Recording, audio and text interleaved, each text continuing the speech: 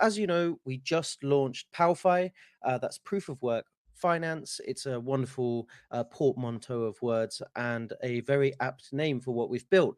But I'm sure there's so much more to be asked about this platform. We've shared some pretty good comms about it, but I think there are many more questions to be asked to the team that built it. So I'm very delighted today to be joined by Hongchao, Ilias, and Pavel, who will be answering our questions and giving us a much deeper insight into this DEX and ALF staking. So I'm very glad to be joined by them. Before I jump into the questions, just a reminder that we are running Presence Protocol. So if you joined the last X space with Aura, you'll know that all you need to do is go to presenceprotocol.com and put in the password. Now, I will give you the password a few times during this X space, and it lets me know that you're really listening. So presenceprotocol.com, you'll be able to mint an NFT that puts you into a draw for 500 ALF. That's 100 each for 5 lucky winners. And thank you very much to the Blockflow Alliance DAO for putting up this wonderful prize. And thank you to all of you for tuning in. We should have really got going 10 minutes ago, but without further ado, I'm going to throw it over to Hongchao first. Hongchao, could you introduce yourself, your role at Alephium, and the main things that you've been working on in relation to Powfi? Hi guys, my name is Hong Chao. I'm one of the core devs from the Alephium team. I've been working on the full node, the infra stuff, the extension wallets, and lately the Powfi projects. And in Powfi, I've been working on a little bit on the front end, back end, and SDK, and etc. Yeah, that's pretty much me. Fantastic. Glad to have you here, Hongchao. Ilias, over to you next. Hello, everyone. I'm Elias. I mostly work on user-facing products at Alephium, such as the wallets, the Explorer, and the bridge, and lately, of course, the Powfi dApp. I've been also touching things on the back end, on the smart contracts, and in general, pushing the whole project forward. Fantastic. Thank you, Ilias. Welcome to the X Space. And finally, over to Pavel.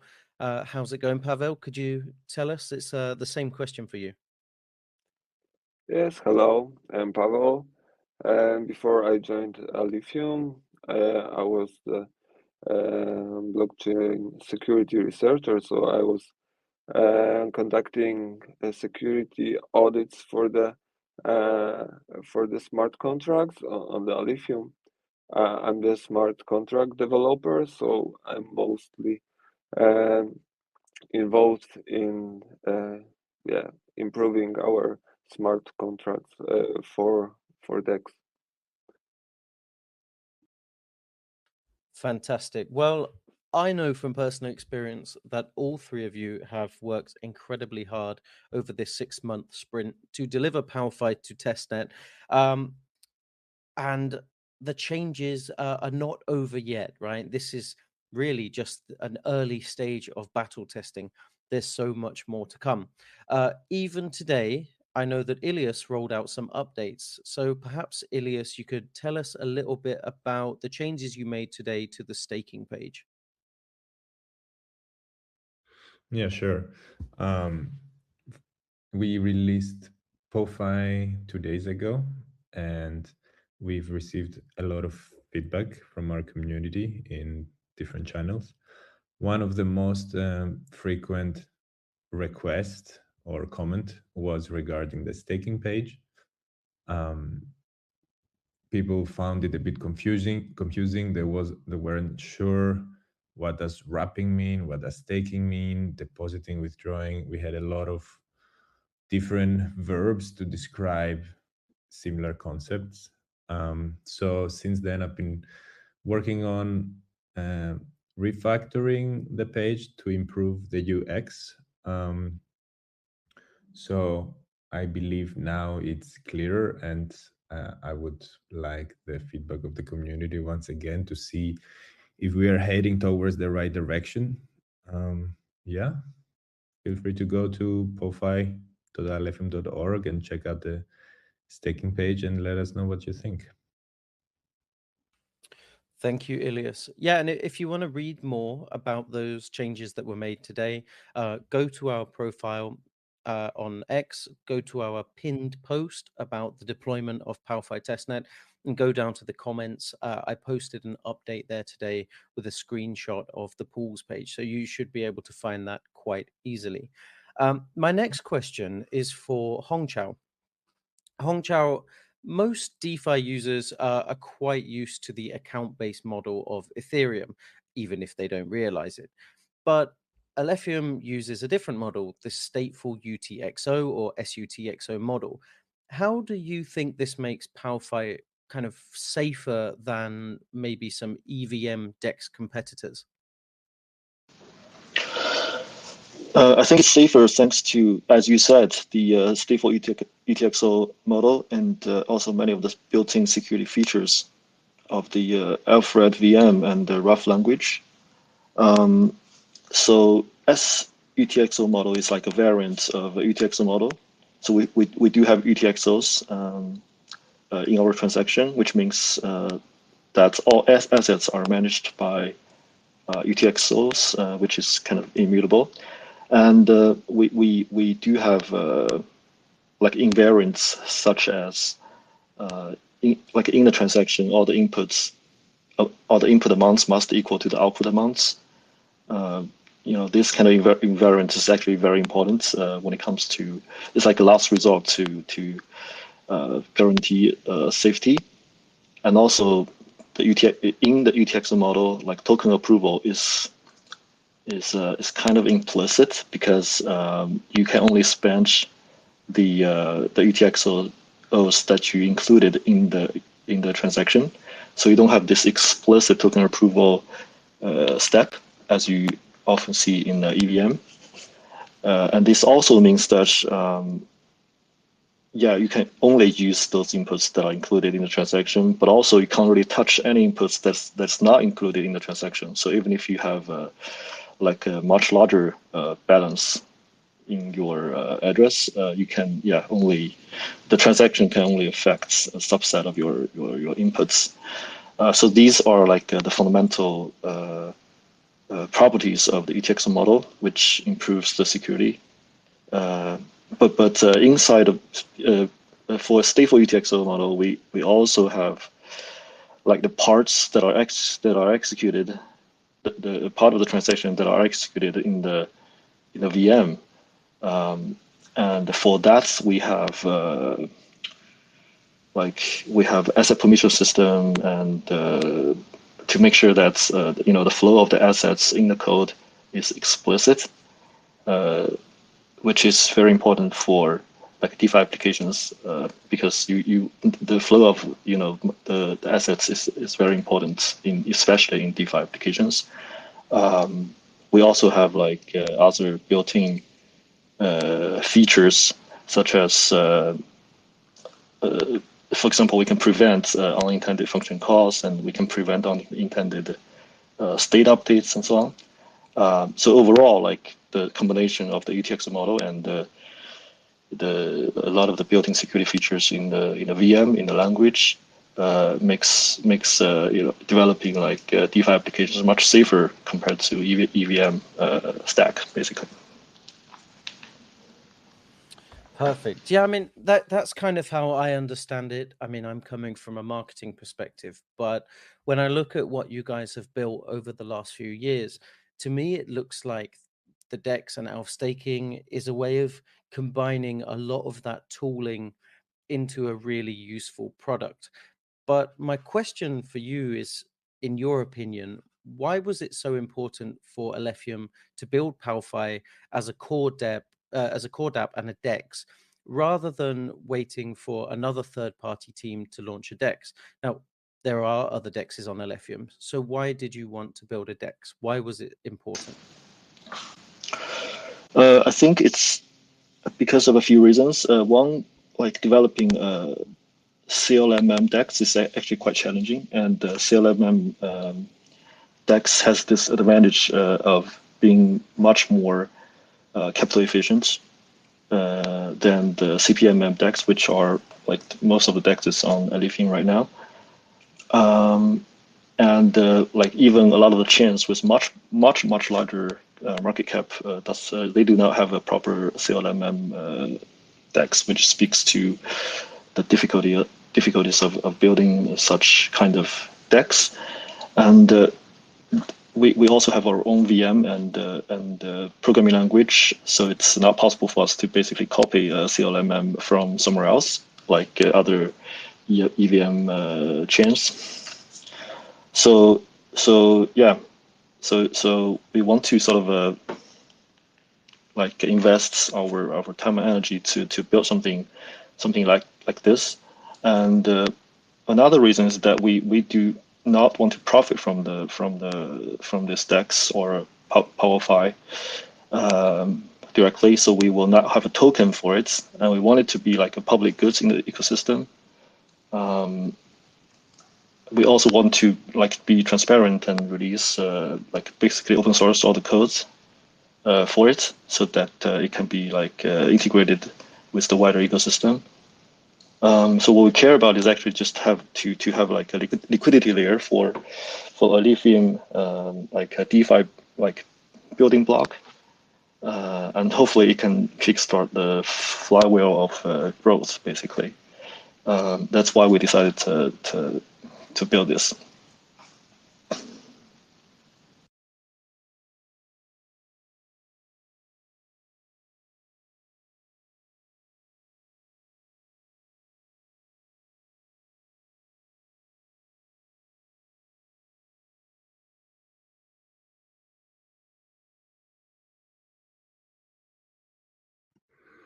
Did we lose Pepper again?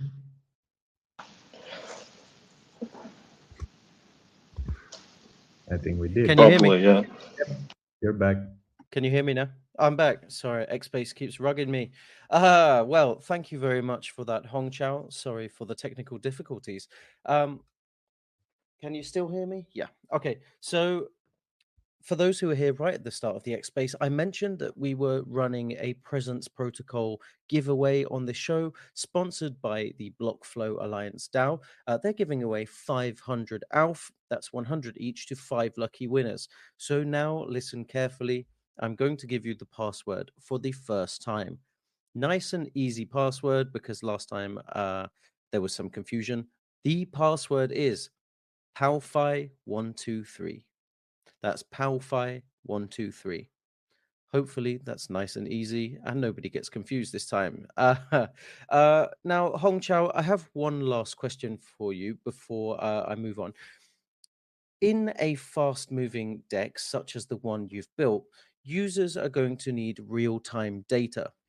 Now, I imagine that's very challenging to do. So what were these big challenges in building a front end that reflects, PNL, APRs, range percentage statistics, things like that in the same place? This is actually a pretty typical like event-driven architecture. So there's not much secret source there. Basically, the backend listens to all the on-chain events. The smart contracts should expose events for interesting things happening the user is doing, basically. And then the backend transform it into something that the front end can consume. And the front end, of course, will call the full node as well. So like, but not all the data is on the full node is consumable like by the front end. So front end needs to do some transformation of the data by listening to the events. But yeah, I think the key is to sort of balance the simplicity and performance. We want to keep it performance, but we don't want to over-engineer it either. But with different kind of load, there are different types of like stack to deal with that. So I think those stack are pretty mature. So yeah, really, there's not too much secret source there. Well, good to know. Thank you for the insight there. I hope you guys got that. Now, I think we've heard quite a lot from Hong Chao, so I want to give one of our other speakers a chance to answer some of my questions. Pavel, the stage is yours. Now, from what I understand, you wrote and tested most of the Powfi contracts, if not all, and you did it in Ralph, our own smart contract language. So, what was one kind of major security vulnerability that's common in Solidity that you just didn't have to worry about because of how Ralph is designed? Yeah, so of course the most common vulnerability in Solidity and other uh, and and generally on the EVM based chains is reentrancy. So on Alephium we don't have to worry about it because um, Alephium supports implements some kind of native token for mechanism for all the tokens. So if we do the transfer, we don't we can predict what actually will happen. Mm, what is not so easy to achieve on the EVM based chains. So I just don't have to worry about it. I also have out of box uh, protection for integer overflow. Alephium also added the special division uh, operator, which allows to division, which is not losing precision. So, because this is also a very common uh, vulnerability uh, which can be used yeah, on many smart contracts. Yeah, so I think those are the main advantages of our virtual machine. Fantastic. You mentioned the reentrancy attacks. Now, for those listening who are not familiar, I understand a reentrancy attack to be a bit like hijacking somebody's transaction on the blockchain. When they make a smart contract withdrawal, some bad guy jumps in and adds another kind of action or command to steal their funds. Is that right? Is that a good explanation? Maybe not really, because reentrancy is mostly used by by bad guys, and they are performing extra actions uh, during the uh, token transfer or any other calls. So, for example, if you are during uh, um, during repayment, they can just uh, doing something else like borrowing extra funds or vice versa. So honest people have to worry about their funds, but don't have to usually worry about that someone else is going to um use reentrancy inside the transaction. Yeah. So this mechanism is more used to steal rather than hijack. Yeah. Right. Well, thank you for explaining that. I think I'm a bit clearer on it now. I also want to get clearer on kind of the maybe the more mathematical side of this. So we've launched Powfi as a CLMM, that's a concentrated liquidity market maker. For the non-technical listeners, how difficult was it for you to implement such a complex mathematical or cryptographic model on a proof of work sharded chain? And also, what does that mean for LP tokens and yield? Yeah, so classical DEX, constant product, or also known as Uniswap v2, it's quite simple because for all the methods you just have one important invariant which need to hold, and imagine that CLMM DEX is the has like um, a lot of such dexes inside, and also those dexes are banded, so there is extra math required, completely different fee management, and it's much less intuitive to understand it, but in return you got much more um, capital efficiency, because on the constant product, the DEX, if you are adding liquidity, it's spread uh, uh, through the whole range. So your liquidity is working even if the price is far away from expectation. But for CLMM, your liquidity is working in the narrow range. Of course, it has some risk because it's your range is too narrow and price goes out of range. Your liquidity is not generating any fees anymore.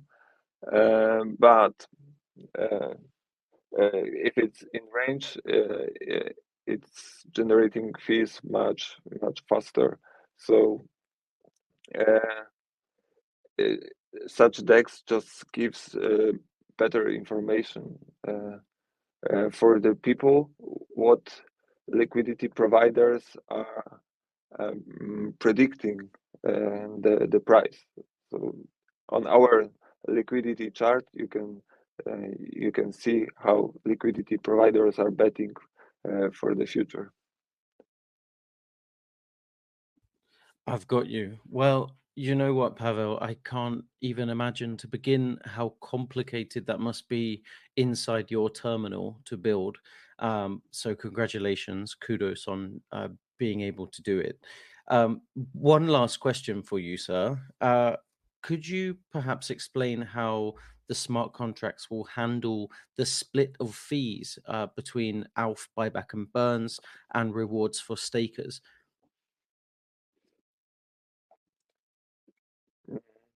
Yeah, it's a little bit tricky because fees on CLMM DEXs are generated using the tokens which are used um, for the swaps. Yeah, so for example, if you have USDT to USDC pool, the fees are generated only in USD. So you cannot just withdraw them uh, and and put them as the rewards for stakers or burn them. You have to first convert them to the Alephium, and as our CLM DEX is supporting different fee tiers, uh, uh, it requires some background task will mm, which will convert and actually effectively swap those fees into Alephium, and then safely distribute to the stakers. Everything is transparent. Uh, everything is predictable. Uh, so there is no risk that anything goes into the bad hands. Okay, perfect. Thank you very much for explaining that. I know that by mainnet that will all be absolutely completely done and robust. So I'm looking forward to that. And I know our community are, because there's been a lot of talk and discussion in our Telegram and Discord about staking. I know a lot of people want to know more about staking and what kind of juicy rewards they can get. But for now, they will have to be patient unless they take part in today's Presence Protocol giveaway, sponsored by the Blockflow Alliance DAO. We have 500 ALF to give away. That's for 100 ALF each to 5 lucky winners. And the password is, listen carefully, Powfi123. I'll repeat it again. Powfi123. That should be nice and easy for you. So thank you, Pavel. I appreciate you answering those questions. Now over to Ilias. Ilias, I think from my experience, a lot of dApps, they feel kind of clunky and not too friendly to use from a mobile phone. So what kind of UI, UX decisions have you made along the way to ensure that things like staking and swapping on Powfi feel kind of native and intuitive on mobile? So, as with every product that we're working on, we're following proper engineering practices, let's say, in decision making. So first of all, our priority is to release a product that is featureful and that it works, so that we can validate our thesis. And this is what we did with the testnet release and the upcoming mainnet release. The next step will be for sure to optimize things. You shouldn't optimize too early. So regarding your question on mobile optimization, the truth is that even though the app, in my opinion, is in a very good state already, we have not given it the love that it will receive once we move on to optimize to the optimization phase. Our priority is to get the app available on everyone's devices. It doesn't matter if it's mobile or desktop, and collect feedback, and based on that, improve, optimize, and further on. Perfect. Yeah, that's something that we have mentioned in the comms, is that we are saving the final UI, UX, and branding for mainnet. So there's a lot of refinement to go.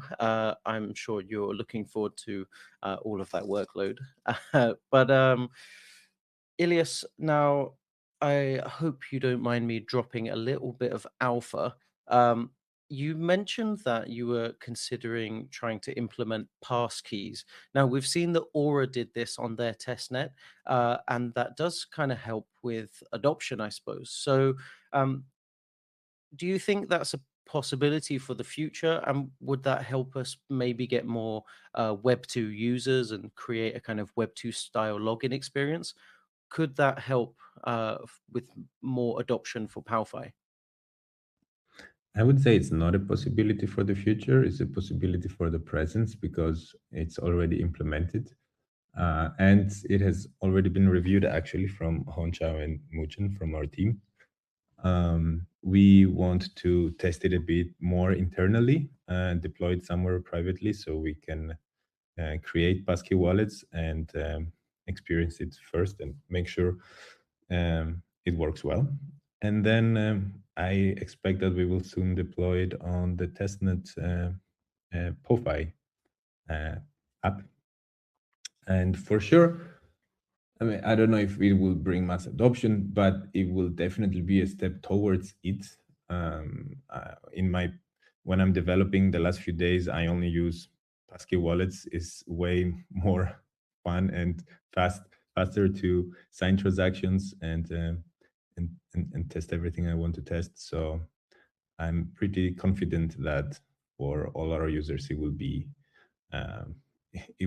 very positively welcomed. Yes, all feedback is useful feedback at this point.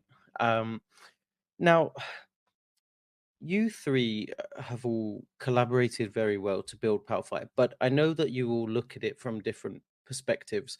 You know, front end, back end, smart contracts. You all have your different expertise, and so you're probably all looking for different kinds of feedback from this testnet. So I'm going to ask you one by one, and I'll start with Ilias first. What is one thing that you would like users to really try and break or test hard and give feedback on to ensure that we make progress before mainnet? That's an interesting question. From my perspective, I guess what I am mostly interested in that I can directly influence and help would be to test the UX. Do you get the thing that you want to do? Can you get it done easily? Can you find the things that you are looking for? Is it obvious? It has to be obvious when you have a task in mind that you can do it following the UI of the app. I believe the most important, though, is not that. The most important is, of course, to test the functions. So the smart contracts themselves by swapping, by creating positions in centralized liquidity pools or in standard pools. Just, I guess, try to press every button with every configuration, with every different wallet. That's important. If you can test on the mobile wallet, on the desktop wallet, with an Alephium wallet, through Wallet Connect, through other wallets from other providers. So we want this to be as accessible as possible. So anything you can think of, essentially. It reminds me of the old developer kind of motto: break things and move fast. So yeah, as you use the dApp, break things and move fast, and report your bugs on Discord. There will be bounties for successful bug submissions. So if you do find a mistake, it's worth your while. I'll move Hong Chao. I'll ask you the same question. Is there one thing in particular that you really want people to be trying to break or test out? Yeah, first of all, I agree with everything that Ilya said. Like the correctness of the DEX, like basically the entire flow is very important. But also, like, does the design make sense? For example, like when it comes to staking, is the design of the flow of the like mechanism actually make sense? Can we like improve on top of that? I know that we've already received a lot of feedbacks for that. So yeah, like keep them coming, and we will try to like figure out a way going forward. Perfect. And yeah, Pavel, over to you. What are you looking for people to really test hard to help with this testnet? I think that the hardest test someone could make would be to open at least 2 windows, and in one window try to do something, but in the meantime, on the other window, try to do something to who makes the other user transaction revert. So such tests would really show us some paths in our on our front end SDK, and maybe contracts that are not so commonly explored, and such tests will be very valuable. That's great. I actually hadn't even thought about that. Somebody trying to kind of go against themselves in multiple windows. That's very good. That's some good hacker thinking there. Now, Hongqiao, I want to come back to you. You mentioned the staking flows. Now, we've kind of already answered this on Telegram, but there were people asking why ALF staking was set to 30 days. Why was that? Could you answer? Sorry, unstaking, sorry. So like 30 days specifically, or like why do we have like an unstaking period at all? Yeah, which one is it? Yeah, the unstaking period was set to 30 days, and some people were curious to why. It started a discussion. Some people said too long, some said it's too short. Okay. But is it important, and is it a final figure? Okay. Yeah. So I don't think it's a final figure. It's set temporarily to 30 days, and actually in DevNet, I think it's set. Yeah, it's configured differently in different in mainnet, testnet, and devnet, if I remember correctly. So it's not set in stone. But yeah, I want to take this opportunity to basically probably give a little bit of a context. So like for like staking, we usually have like lock-like mechanisms such that we can sort of align with long-term participants. And because you lock the token, like for example for 30 days, and in our case it's like a linear like unlocking. So basically it's like 15 days because you're getting some amount of token back, like even after the first day, right? So but you are paying the cost of locking up the token. So as a compensation for that cost of time, you get things like the governance voting and like perhaps fee sharing, or maybe like fee discounts. For example, if you use the Powfi, you probably are paying less fees and so on. And to do this, you probably will need some way to calculate the weights, because it'll be only fair if like this weight has something to do with how much token you have staked, or maybe like how long have you staked. And there's like many factors that goes into this, and like there are many designs like in the DeFi ecosystem to do this type of stuff, and some of them are like super complicated. For example, in a Curve, like this stablecoin swap protocol, they have something called VE-CRV, which is like the state token for them, and the locking mechanism is actually quite complicated. So you can basically decide upfront how long you want to stake the token. It could be like a week, or it could be like a year, or it could be even 4 years. And the weight, when the calculation of the weight for a particular staker is calculated by like not only the amount of token that you stake, but also like it has this decaying factor based on time. So like if you just staked, you have a long time left in the staking schedule. So then you get higher weights, and if you are at the end of the staking schedule, you probably will get a lower weight. Everything is done on chain, and so it's quite complicated. So what we want to do is to sort of strike a balance between the simplicity and also like the weight calculation. Yeah, basically the UX.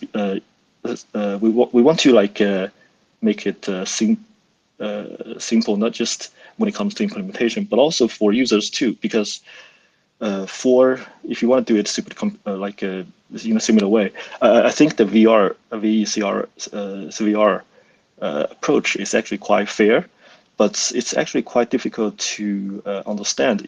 Even if you are like a DeFi veteran, it's quite difficult to understand. Okay, how much weight do I have right now? Like if I vote, why do I like have a less weight compared to someone who has much less like stake tokenomics, things like that, And so we want to sort of have this approach that not only simplifies the implementation, but also simplifies the UX for the user as well. So that's why we said, okay, we will just decide on the time, and later on when we try to calculate the weight for the staker, we will just use the amount, and we just treat this 30 days as kind of a buffer to just simplify the calculation of the weights, basically, because you will need this 30 days to unstake, right? So you are making some kind of a commitment already.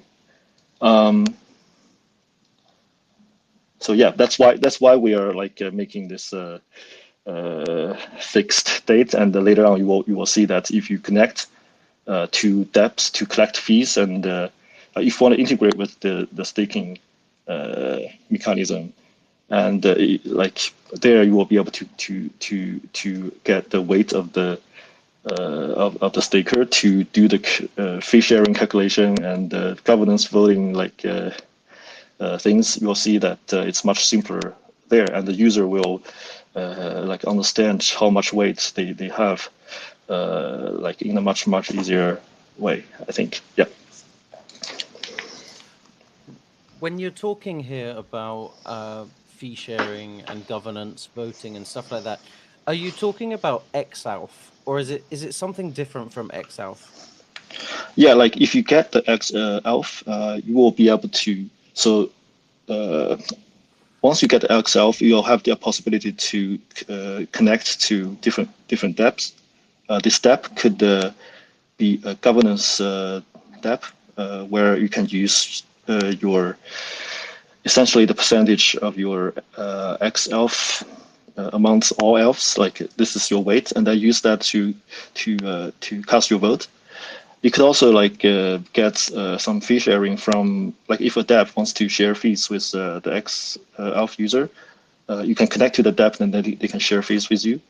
Or if you want to get a fee discount or something, you can connect to that dApp and they will have the enough information to sort of do that. Yeah. But that requires the calculation of the weight, which is what I talked about before. Awesome. So I think that all links back to kind of composability and allowing for Powfi to be connected all around the ecosystem.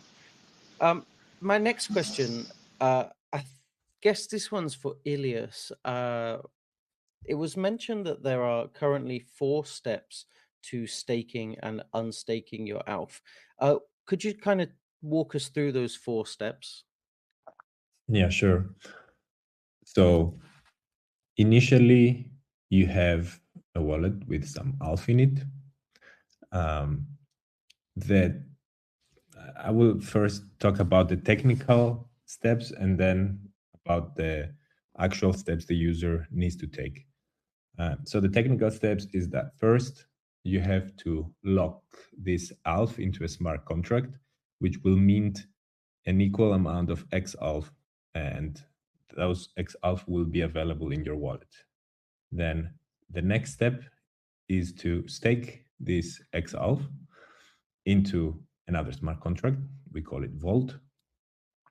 And once you do that on Powfi, you will start earning rewards from our DEX. I'm not sure if you mentioned it in this space or it's mentioned in our articles, but a percentage of the DEX fees are being shared with the XALF stakers. So these are the 2 steps. And for unstaking, the first step is to unstake, remove the XALF from the vault, and you have them in your wallet. And then when you want to go back to ALF, you can request the unlocking or unwrapping of the XALF back to ALF, and that lasts 30 days. And progressively and gradually, you can, as Honchao said, you can claim your ALF. So the first day you can get some. On the 15th day, you can claim half of them. On the 30th day, all of them will be released. Now, on the UX side, we initially implemented all of these steps one by one on the UI. So you first had to click a button, convert your ALF to XALF, then you have XALF in your wallet, then you have to click another button to deposit this XALF into the vault, and then you start adding rewards and backwards the same process. And we thought that most of users, what they want is that they have some ALF, they want to earn yield on this.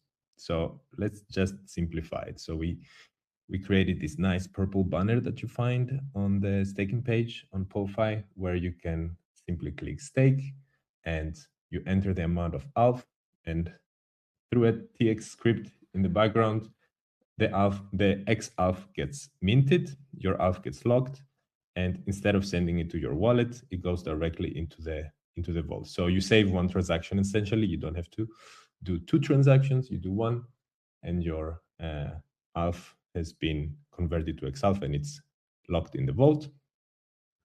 No, I shouldn't say locked in the vault, it's staked in the vault. And for unstaking, we give the option to the user to skip the part where they receive the XALF in the wallet and go directly to the unlock period. That being said, we do have an option for users to, when they want to unstake and have liquid XALF in their wallet, they can still just remove the XALF from the vault without having to start the 30-day unlocking period. And once you have the XALF in your wallet, you can do whatever you want with it. You can send it to others, you can swap it, you can burn it, you can do whatever you want. But if you want to go back to ALF, you would need to start the unlock period and claim the gradually over 30 days. I hope that is simple enough to understand. Let me know. I think that made it a lot clearer for me personally. Listeners, if that helped you, show us some emojis. And just to double check that you guys are listening in, I'm going to give you the Presence Protocol password once again. Thanks again to the Blockflow Alliance DAO for a generous donation of 500 ALF. That's 100 ALF each for 5 listeners. The password is Powfi123. Nice and easy. Now, I've got one more question for the team here, but I'd like to reach out to you guys who are listening. If you have a question for one of our speakers, please don't hesitate to click request, and I will open up the the platform to you. Now, I do see that Radu is there listening in. Radu, I have a question for you. If you could request to be a speaker, I'd like to know how you envision links working with the core dApp and what you could possibly build. So before I get to that, I'm going to ask my final question to the team. I guess I want a kind of explanation of composability. And can projects like Lynx or Alephium or anyone else build on the core dApp so that more fees go to Powfi and go to the Alephium ecosystem? I don't know who's best to ask that to. I'll ask it to Ilias, but if you want to pass it on, you can do. Can you repeat the question, please? Yeah, the question is, how does composability work for dApp builders? Like, how can projects like Lynx build on Powfi, and will that send more fees to our ecosystem? I would like to pass this question to someone else, although I think the answer is going to be related on tapping on the liquidity and on the staking vaults with XALF. But for more precise answer, maybe one of my colleagues can answer. Hongqiao, I'll pass it over to you. Yeah, if you could just explain how the composability factor would work for ecosystem builders.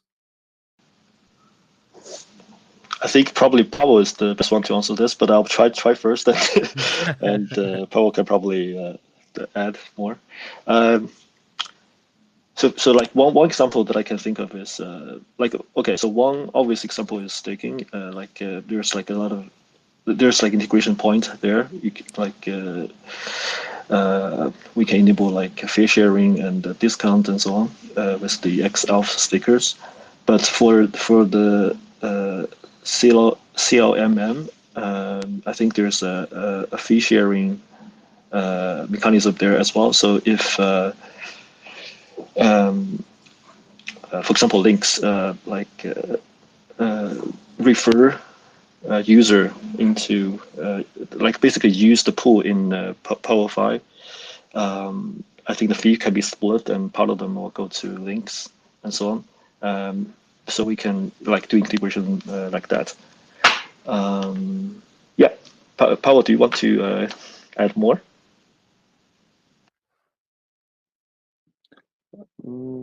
Yes, Hongshao mentioned we got a referral mechanism built in, smart contracts. Yeah, and also the swaps are composable, so some other protocols can just use our DEX to convert one token to another inside their contracts, and it can be useful in some protocols, maybe sometimes during liquidations and things like that. Fantastic. Thank you very much to all three of you. Radu, I'm going to kind of ask you the same question, but you're coming at it from a different perspective. You are the co-founder of Links. You've already built a very busy, active protocol. You must be looking at Powfi and asking yourself, how can I use this? Perhaps you could kind of tell us what you're thinking. Yeah, definitely. Thanks for giving me this opportunity. So I guess the first straightforward option that we could deploy as soon as Powfi is live on mainnet would be a pool where collateral would be XAlf and the borrow token would be ALF. So this would enable the classic looping that has been the bread and butter on Ethereum. So over there you have staked ETH that has that's essentially a token with yield by itself, which is being used in lending protocols such as Aave, and yeah, DeFi users are borrowing ETH using staked ETH as collateral, and you can loop that a few times. So what you're doing essentially, you're boosting that yield of staked ETH, which is like around, I think, between 2 and 3%. So that would be the first one that we could enable as soon as XAlf is on mainnet. But yeah, besides that, I also just found out that that there's a referral mechanism already built in the DEX, which is awesome. I didn't know that. So like really looking forward to integrate as soon as some docs are available.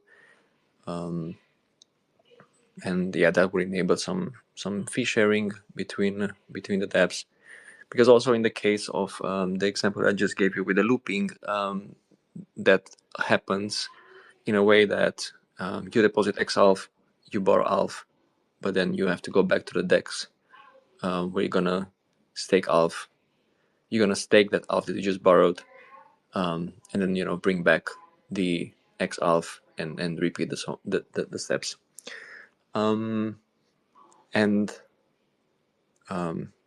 Yeah, later on, I think that could also be automated into a vault that has this looping strategy built in,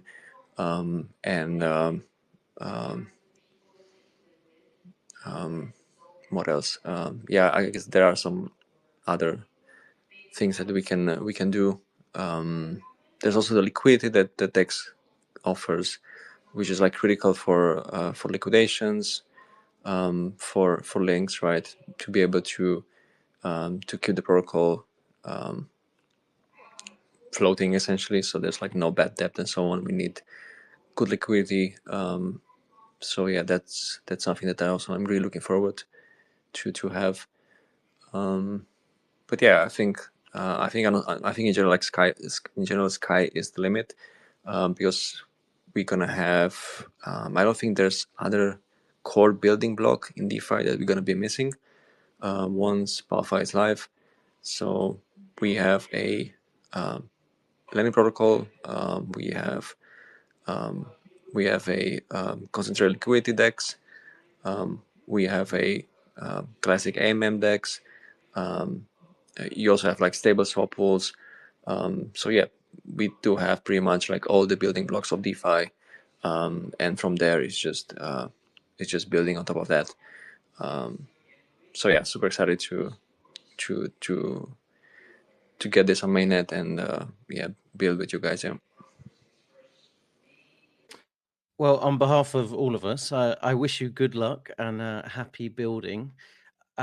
We are a few minutes over time here, but we do have time for one community question. Again, thank you, Rado. Thank you to all of the speakers for joining. And thank you to Kimmo. For those of you who don't know, Kimmo is our Finland lead, our community lead. Hey, Kimmo, how are you doing? Hi, Pepper. I'm doing well. How about you? I'm very well, thank you. Kimmo, what's your question and who's it for?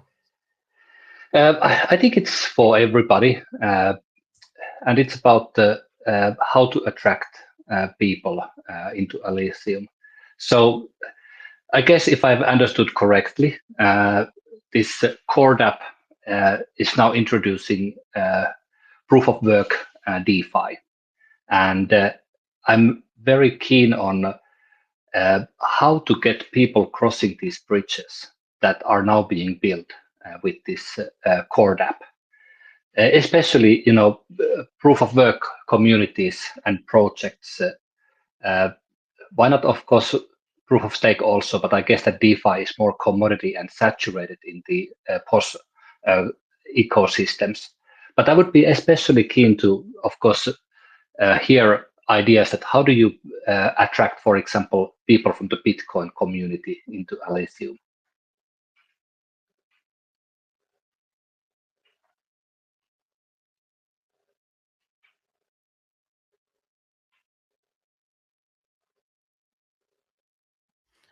Who wants to take that question?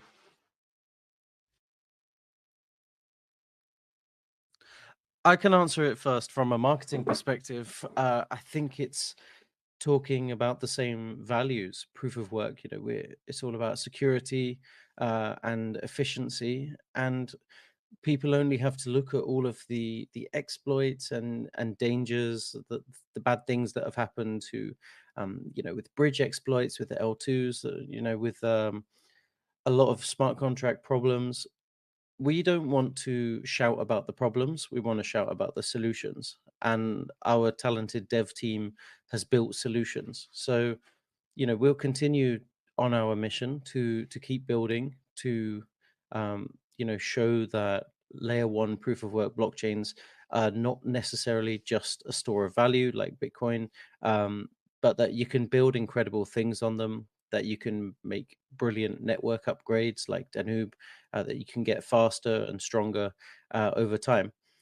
Attracting people in a market downturn is incredibly hard, but I think Powfi will be a really useful tool, and the name itself is a marketing tool, because we hope that people will be curious about proof of work DeFi, and if it can bring something new, a new trend, a new industry or sub industry, and maybe people are sick of exploits and they want to try something new. I'd love one of our other speakers to have a swing at that question too.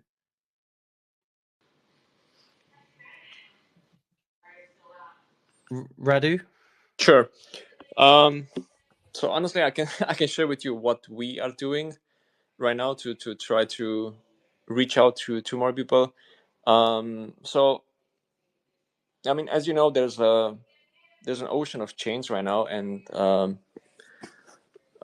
yeah, the same amount of dApps on those chains. So yeah, lots of competition out there.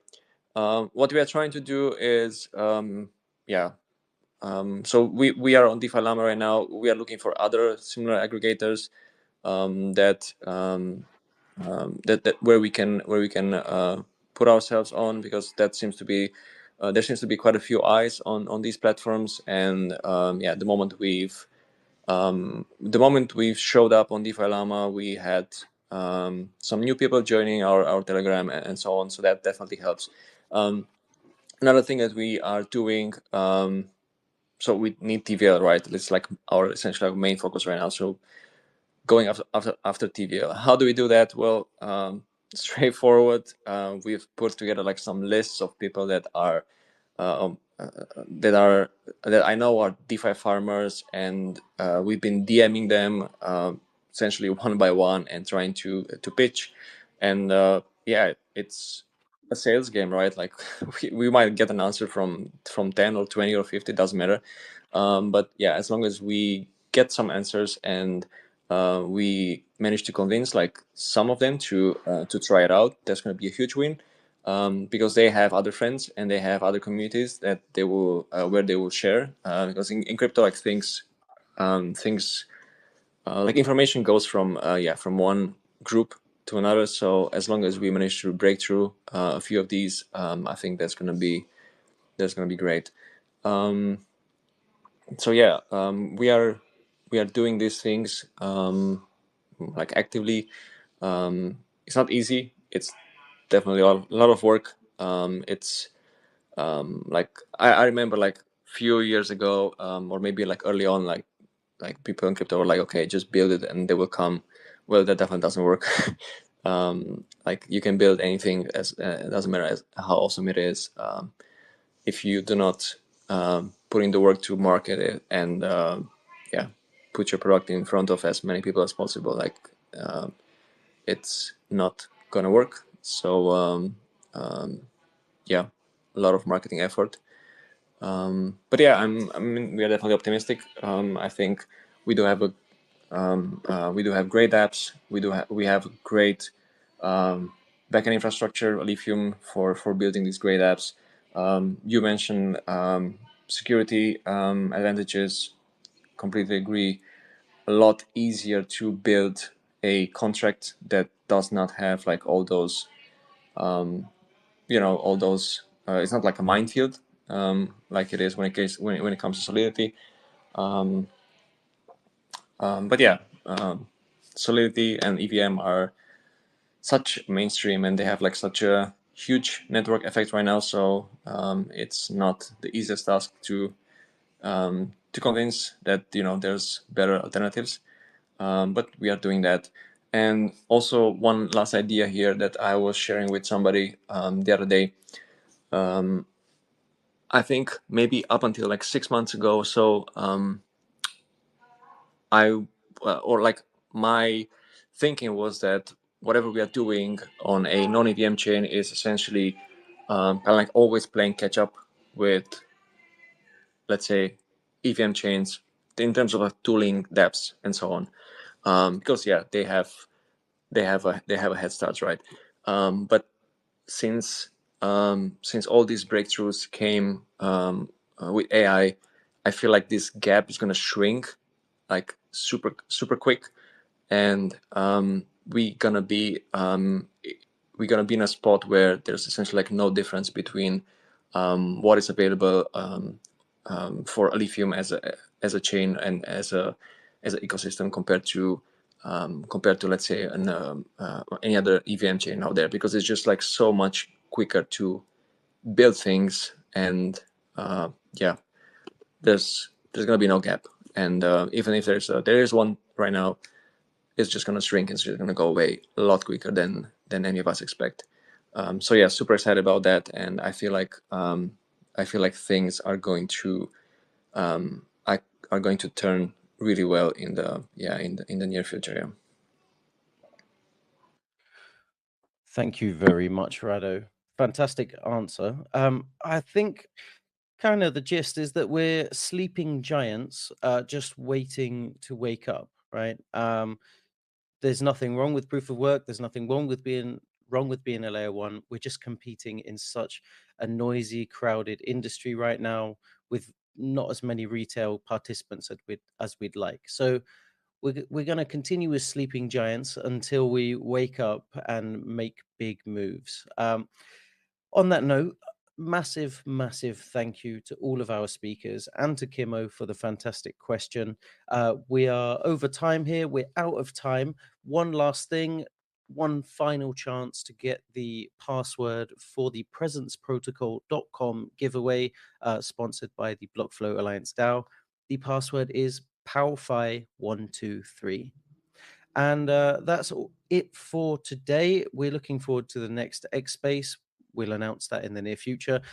Guys, everybody, ladies and gentlemen, if you could show me some emojis, give a round of applause for our guest today. And I will leave you on that note. Thank you very much for tuning in. And remember to go and check Powfi's testnet and try and break it.